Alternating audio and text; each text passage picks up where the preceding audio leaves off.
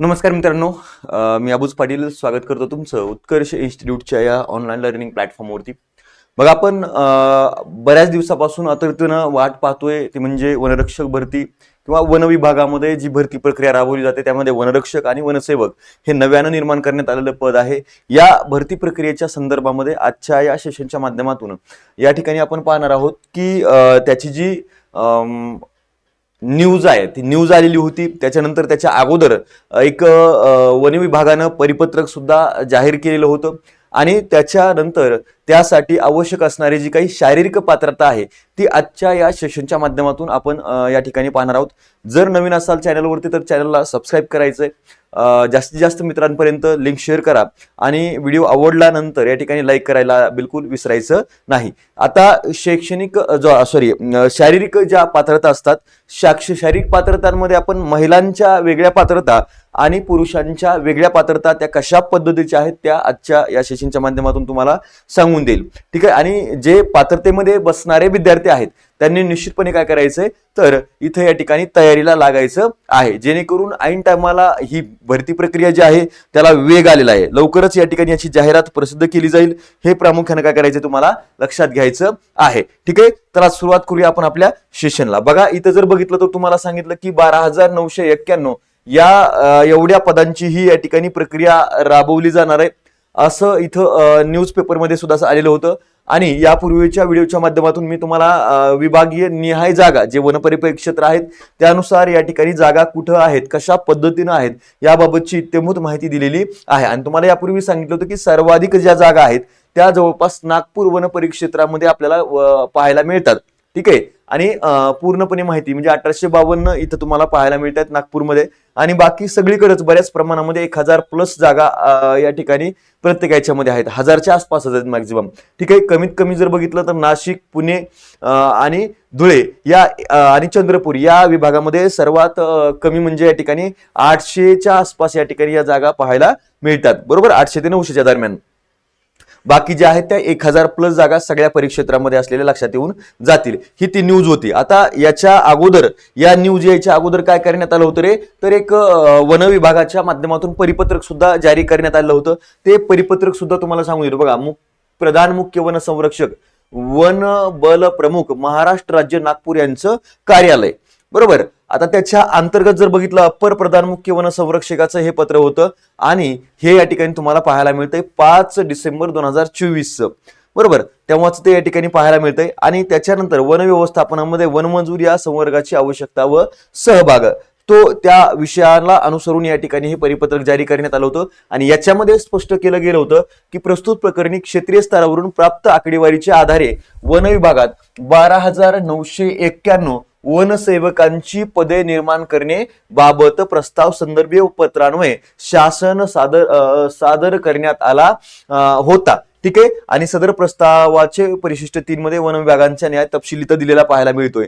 म्हणजे लक्षात ठेवा की इथं नवीन पद निर्मितीच्या संदर्भामध्ये या पत्राच्या माध्यमातून मागणी केली गेली होती आणि त्याला मंजुरी सुद्धा मिळाली आहे. एवढे या ठिकाणी आहे. आणि त्याच्या सोबतीनं वनसेवक, आता इथं या ठिकाणी ही वनसेवकांची पदभरती आहे. बरोबर. आणि वनसेवकासाठी आवश्यक असणारी जी काही पात्रता आहे शारीरिक पात्रता तीच वनरक्षकासाठी जी काही पात्रता आहे तीच वनसेवकासाठी सुद्धा असणार आहे. त्याच्यामध्ये बदल करता येणार नाहीतच मुळामध्ये. ठीक आहे. अशा प्रकारे आपल्याला पाहायला मिळते. बाकी शैक्षणिक पात्रता वगैरे ज्या आहेत त्यांच्यामध्ये निश्चितपणे बदल होऊ शकतो, पण या ठिकाणी तुम्हाला पाहायला मिळेल वनसेवकांची पदे. आता याची शैक्षणिक पात्रता वगैरे काय आहे ते यापूर्वीच्या एका व्हिडिओच्या माध्यमातून मी दिलेलं आहे. ठीक आहे. सो हे लक्षात ठेवायचंय. 12,991 वनसेवकांची पदे आहेत आणि वनरक्षकाची अजून वेगळी पदं या ठिकाणी आपल्याला पाहायला मिळणार आहेत. ठीक आहे. मग तत्पूर्वी तुम्हाला सांगू देतो ज्या आपल्याला ही जी पात्रता पाहायची आहे शारीरिक पात्रता त्याच्यापूर्वी आपण थोडंसं या ठिकाणी तुम्हाला सांगतो की महात्मा ज्योतिबा फुले आणि डॉक्टर बाबासाहेब आंबेडकर यांच्या जयंतीच्या निमित्तानं आपण आपल्या उत्कर्ष इन्स्टिट्यूटच्या ऑनलाईन प्लॅटफॉर्मवरती सगळ्या बॅचेसवरती या ठिकाणी काय केलंय 15% डिस्काउंट ऑफर ठेवलेली आहे.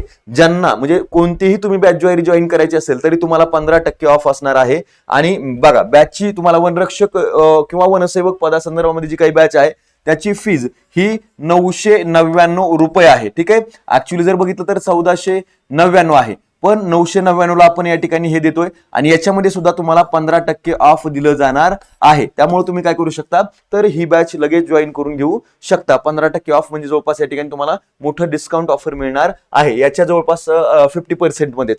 ठीक आहे, सो तुम्ही जॉईन करून घेऊ शकता. त्यासाठी तुम्हाला कुपन कोड जो वापरायचा आहे समता, हा कुपन कोड वापरून तुम्ही ती बॅच जॉईन करून घेऊ शकता. ठीक आहे, चला मग शैक्षणिक शारीरिक पात्रता ही नेमकी काय आहे. उमेदवाराने खालील प्रमाणे उंची, छाती व वजन निकष पूर्ण केलेले असावे. आता इथं अगोदर पाहूया पुरुषांची पात्रता काय आहे आणि स्त्रियांची या ठिकाणी पात्रता काय आहे. ठीक आहे, बघा इथं शारीरिक माप, किमान उंची किती असली पाहिजे. बघा किमान उंची किती सांगितलेली आहे तर पुरुषांसाठी 163 सेंटीमीटर आहे.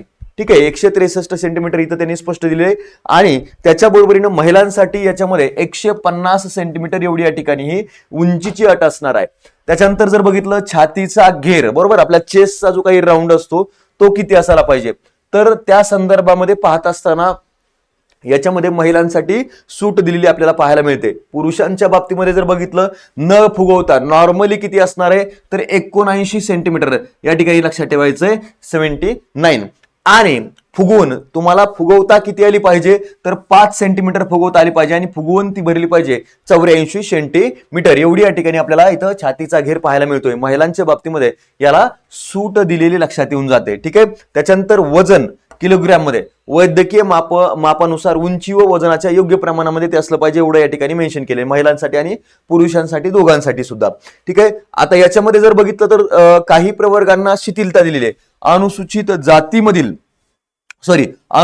जमातीमधील बरं का, जातीमधील नाही, अनुसूचित जमातीमधील म्हणजे काय रे, शेड्यूल्ड ट्राइब्स एसटी साठी काय केलंय तर इथं शिथिलता देण्यात आलेली आपल्याला पाहायला मिळते. किमान उंची किती असली पाहिजे पुरुषांसाठी तर 152.5 सेंटीमीटर, कोणत्या तर एसटी कॅटेगरी मधल्या, आणि या ठिकाणी महिला ज्या असतील त्यांना 145 सेंटीमीटर एवढी या ठिकाणी उंचीची अट आहे.